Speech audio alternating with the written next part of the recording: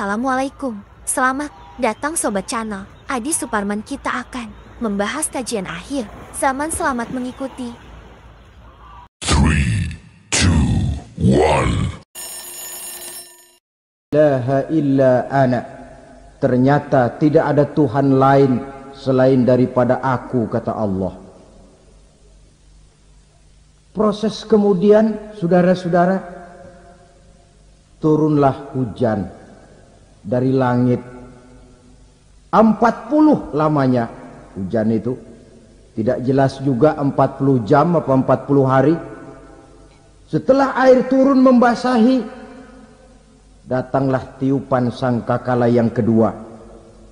Semua yang bernama mati bangkit dari kuburnya masing-masing. Ini yang disebut Yaumul Ba'thi, hari kebangkitan.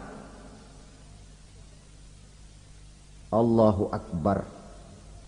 Pada saat kita bangkit dari kubur kita masing-masing, kumpul di padang mahsyar namanya. Bayangin aja, saya sendiri nggak sanggup bayangin. Manusia sejak zaman Adam sampai zaman kiamat kumpul bareng di tempat sama. Berapa banyaknya itu?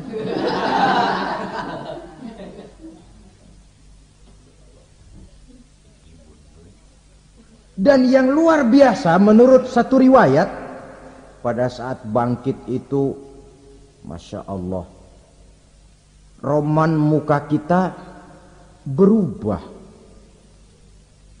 disesuaikan dengan amalan kita waktu di dunia ini.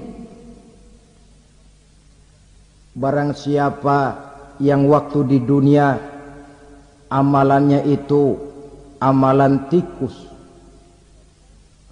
di akhirat nanti dia bangkit dari kubur, mukanya seperti muka tikus. Gagah betul badannya, tapi mukanya seperti tikus. Kenapa? Amalannya waktu di dunia seperti amalan tikus.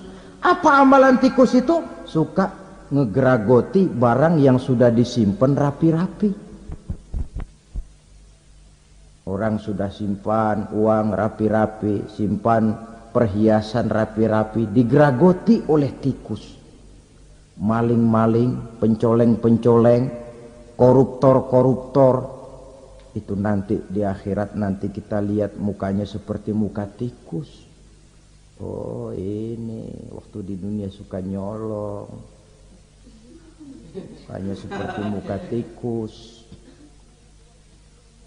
Barang siapa yang waktu di dunia ini amalannya itu amalan macan, dia akan bangkit nanti mukanya seperti muka macan. Apa amalan macan? Macan itu amalannya menang-menangan. Orang yang mau menang saja nggak mau mengalah. Coba lihat di hutan. Kenal hutan nggak? Di hutan, raja hutan di mana-mana pasti macan. Betul kan? Betul. Padahal hutan belum pernah bikin pemilihan umum. Tapi macan tidak peduli ada pemilihan umum apa tidak, pokok saya raja. Sebab apa? Macan jadi raja itu bukan karena benar, tapi karena kuat jadi raja. Setelah dia jadi raja, rakyat hutan yang mesti dilindungi malah dimakan oleh raja macan. Kambing rakyat hutan dimakan oleh macan.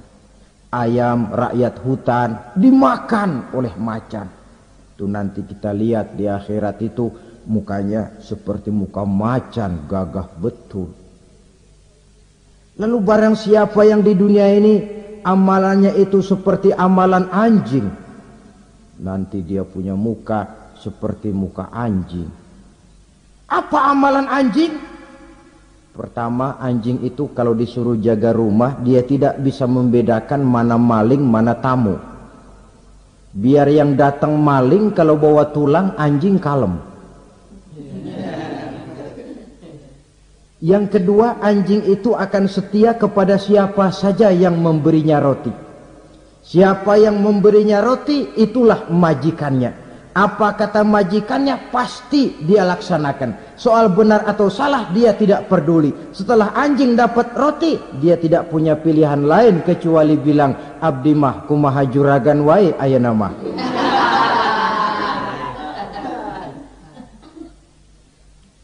Saudara hadirin yang saya hormati, berkumpul di padang mahsyar, tiap orang sibuk dengan persoalannya masing-masing.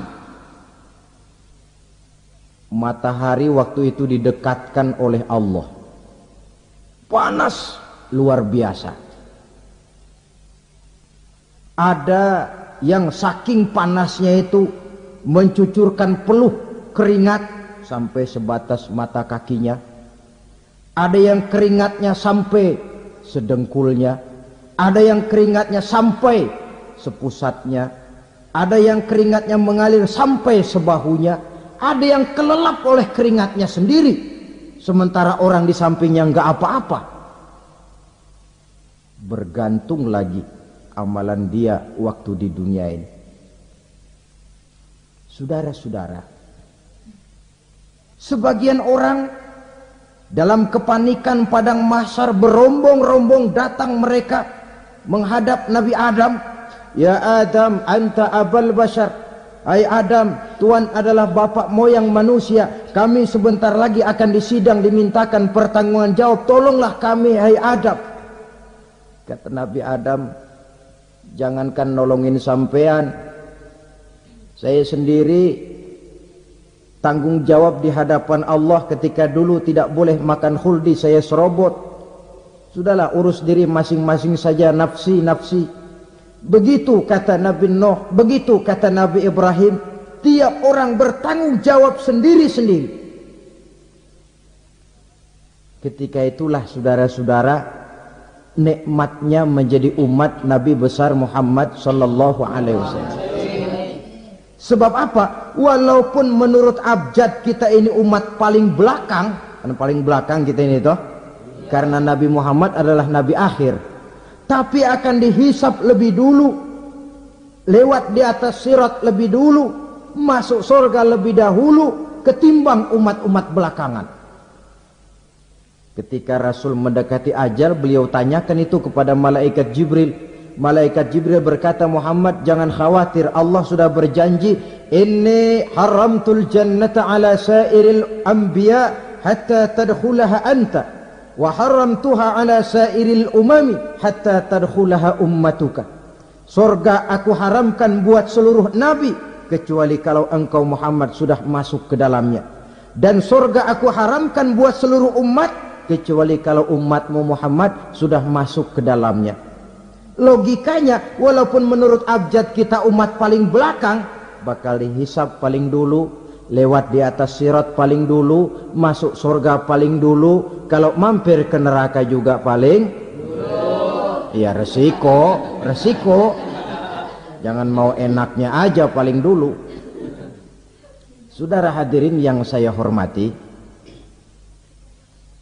setelah masa kebangkitan itu jangan dikira begitu bangkit langsung diperiksa. Masih menunggu menanti ribuan tahun perhitungan padang mahsyar untuk sampai kepada proses yang disebut yaumul hisab, hari perhitungan. Seorang demi seorang bakal dipanggil. Bayangkan saja, kita se-RT saja di absen, kadang-kadang perlu waktu lama. Ini manusia sejak zaman Nabi Adam sampai datang hari kiamat, satu demi satu disidang di hadapan Qadhi Rabbul Jalil. Status sosial copot sudah waktu itu. Yang pernah jadi hartawan di situ tidak lagi kelihatan kehartawanannya. Yang pernah jadi jenderal tidak lagi dipanggil jenderalnya. Yang ustadz tidak lagi dipanggil al-mukarramnya. Seluruh status sosial selesai. Dipanggillah kita seorang demi seorang menghadap Qadhi Rabbul Jalil. Bagaimana proses penghisaban itu? Pertama, proses tanya jawab. Di antaranya ada hadis menyatakan, lan tazula qadama 'abdin yaumal qiyamah hatta yus'ala an arba'i khisalin. Besok di hari kiamat tidak akan bergeser